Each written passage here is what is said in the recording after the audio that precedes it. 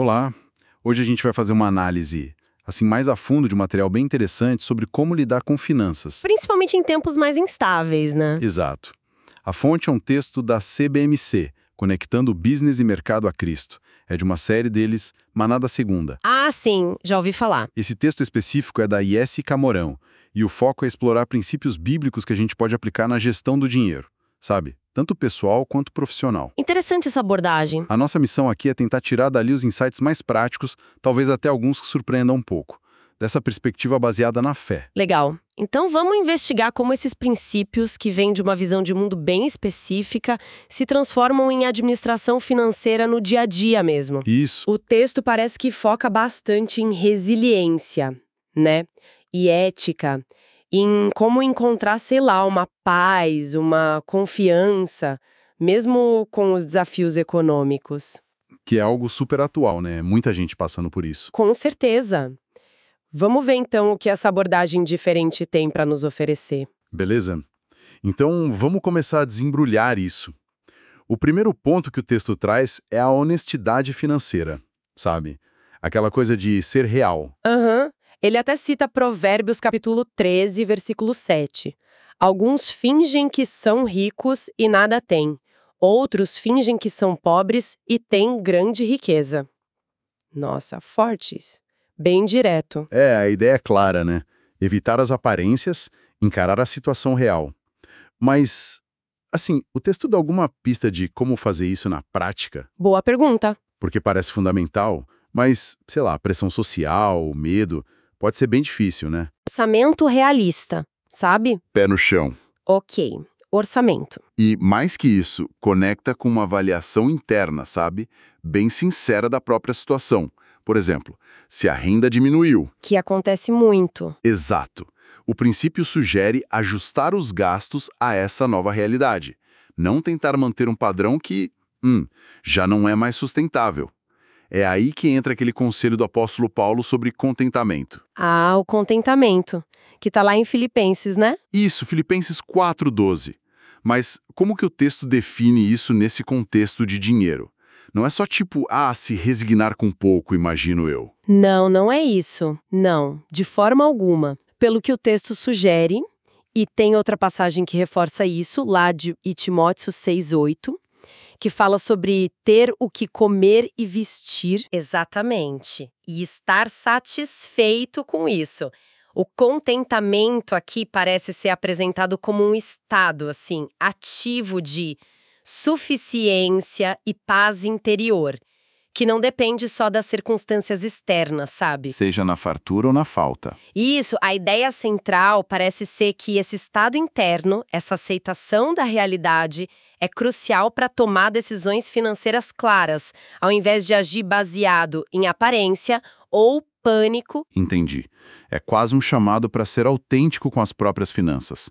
Alinhar o que se vive por dentro com a realidade de fora. Perfeito, autenticidade financeira. Gostei disso. Então tá, o primeiro pilar seria essa combinação: diagnóstico realista, números na mesa sem maquiagem e um trabalho interno para cultivar essa suficiência, esse contentamento, focando no que é essencial mesmo. Isso.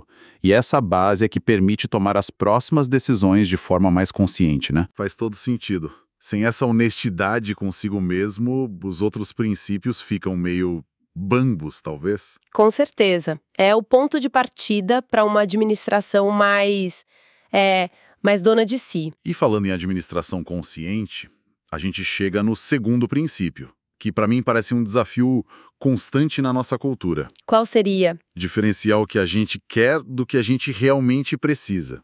E fazer isso antes de gastar o dinheiro. Ah, sim. Clássico. E difícil. O texto até joga aquela pergunta que a gente às vezes foge, né? A gente precisa mesmo disso ou vai só acumular poeira junto com outras coisas sem uso? Como que essa abordagem bíblica sugere que a gente navegue essa linha que é tão tênue entre desejo e necessidade? É uma linha tênue mesmo, e o texto não nega essa dificuldade, não. A cultura de consumo é mestre em transformar desejo em necessidade urgente, né? Exatamente. A orientação aqui, e ela se apoia em Provérbios 21:20, que fala do sábio e do tolo. Isso. Na casa do sábio há comida e azeite armazenados, mas o tolo devora tudo que pode. A ênfase parece estar na antecipação e no planejamento. Entendi, o contraste é claro. O sábio pensa no futuro. Ele armazena, ou seja, poupa, investe, se prepara. Enquanto o tolo age no impulso, consumindo tudo na hora. Essa imagem de devorar tudo é forte mesmo. Lembra muito a questão da dívida por coisas não essenciais, né? Mas assim, na prática, como que o texto sugere que se faça essa distinção? É só ter força de vontade? Fechar os olhos? Olha, o texto não dá um método passo a passo, tipo, faça isso e isso, mas o princípio em si aponta pra gente cultivar a disciplina e evitar a impulsividade. Aquela pausa antes de comprar. Talvez. Aquela pausa que você mencionou, e se a gente conectar com o primeiro princípio, a honestidade sobre a própria situação já ajuda a filtrar muitos quereres, né? Verdade. Se o orçamento está apertado. A necessidade real ganha um peso diferente. O texto parece sugerir que não é para viver numa privação total, mas para fazer escolhas intencionais. Intencionais. Gostei dessa palavra. Escolhas que mirem a estabilidade lá na frente, sabe? Em vez daquela gratificação imediata que depois some, é uma administração consciente dos recursos que, nessa visão, foram confiados para a pessoa. Escolhas intencionais. Isso exige clareza, né? Sobre o propósito de cada gasto. E essa clareza, imagino, permite até curtir mais aquilo que a gente escolhe ter ou fazer, sem a culpa ou o peso da dívida depois. Exatamente. A intencionalidade traz um senso de controle, de propósito, que é o oposto da ansiedade que muitas vezes vem junto com o consumo impulsivo e a dívida. E essa disciplina, então, libera recursos, libera atenção para outras coisas. Inclusive para o próximo princípio que o texto apresenta, que é um princípio que, confesso, pode soar meio estranho, principalmente quando o dinheiro está mais curto: a generosidade. Esse ponto é interessante mesmo. O texto sugere ajudar os outros e cita Provérbios 19,17. Quem trata bem os pobres, empresta ao Senhor e ele o recompensará. Como que essa ideia de ser generoso se encaixa numa lógica de aperto financeiro segundo essa perspectiva? Não parece meio contraditório? Ter que cortar gasto e ao mesmo tempo ser incentivado a doar. Essa tensão é bem interessante, né? A abordagem do texto parece desafiar aquela lógica puramente linear de acumular, principalmente em tempos de escassez. Totalmente. O porquê por trás disso, dentro dessa visão de mundo, parece ter várias camadas. Primeiro, pode ser visto como um jeito de reforçar os laços na comunidade. A interdependência. Algo super importante em crises, né? Sim, ajuda mútua. Segundo, tem um possível efeito psicológico e até espiritual. Tirar o foco da própria falta e olhar para a necessidade do outro pode gerar uma perspectiva diferente, talvez mais esperançosa. Essa mudança de foco é poderosa mesmo. Em vez de ficar paralisado pela própria situação, agir em favor de outra pessoa. Exatamente. E terceiro, tem a ideia de emprestar ao Senhor. Isso sugere uma confiança num sistema de retorno que não é só financeiro ou imediato, sabe? Um retorno que pode vir de outras formas. Pode ser. O texto parece indicar que a generosidade, mesmo com poucos recursos, é um ato de fé. Uma demonstração de confiança de que os recursos não dependem só do esforço da gente, mas fluem de uma fonte maior. Então, a generosidade não seria sobre dar o que sobra. Não. Seria um princípio ativo, uma disposição do coração que não depende da quantidade que se tem na mão. Entendi. Então, o ponto crucial não é o quanto se dá, mas a atitude de partilhar e confiar, mesmo que seja com pouco. E essa recompensa que o provérbio menciona, o texto dá alguma pista se é algo tangível, dinheiro mesmo, ou mais no campo da paz de espírito ou fortalecer a comunidade? Olha, o texto citado, Provérbios 19:17, não especifica a natureza dessa recompensa. Em outras partes da Bíblia, às vezes se fala em provisão material, sim, mas outras vezes fala de bênçãos não materiais, paz, sabedoria ou até a própria satisfação de ajudar. Faz sentido. Ponto central aqui parece ser a confiança na providência divina, que essa ação de generosidade de alguma forma ativa ou demonstra essa confiança. Por isso que a generosidade durante a escassez, nesse quadro, não é vista como um risco ilógico, entende? Entendo. mas como um exercício fundamental de confiança que reorienta a pessoa, afasta ela do foco exclusivo na própria falta. Interessante essa inversão. A generosidade como um ato que pode, de alguma forma, aliviar a pressão da escassez, em vez de piorar a situação. E isso já conecta bem com o quarto princípio, que volta para o mundo do trabalho, né? Sim, tem uma ligação clara. Como se ganha, como se gasta, como se compartilha. E a ética que costura tudo isso. Exato. O quarto ponto trata justamente da diligência e da responsabilidade no trabalho. O texto bate na tecla da importância de resistir à tentação de pegar atalhos antiéticos, tipo trapacear, fugir de responsabilidades, práticas desonestas, né? Algo que talvez fique mais tentador sob pressão econômica. Ele cita Provérbios 28:19. Quem lavra sua terra terá comida com fartura, mas quem persegue fantasias se fartará de miséria. Bem direto ao ponto. Muito direto. A conexão que o texto faz aqui é entre o trabalho ético, que não é só honestidade, mas também responsabilidade, pontualidade, buscar fazer bem feito, e a própria provisão, ou a abertura de oportunidades. Entendi. E nessa visão, trabalhar com integridade não é só uma questão moral abstrata. É uma forma concreta de honrar a Deus e, como uma consequência esperada, atrair favor ou sustento mesmo. E essa ideia de perseguir fantasias, o que seriam essas fantasias hoje em dia? Talvez aqueles esquemas de enriquecimento rápido, o famoso jeitinho brasileiro, que às vezes parece vantajoso no curto prazo, provavelmente inclui tudo isso sim. A qualquer caminho que prometa resultado fácil, mas que comprometa a integridade ou a responsabilidade, o que eu acho fascinante aqui é a perspectiva de longo prazo que o texto parece valorizar. Não o ganho imediato a qualquer custo. Exato. A diligência e a ética são apresentadas como valiosas, mesmo que os resultados financeiros não sejam imediatos ou espetaculares.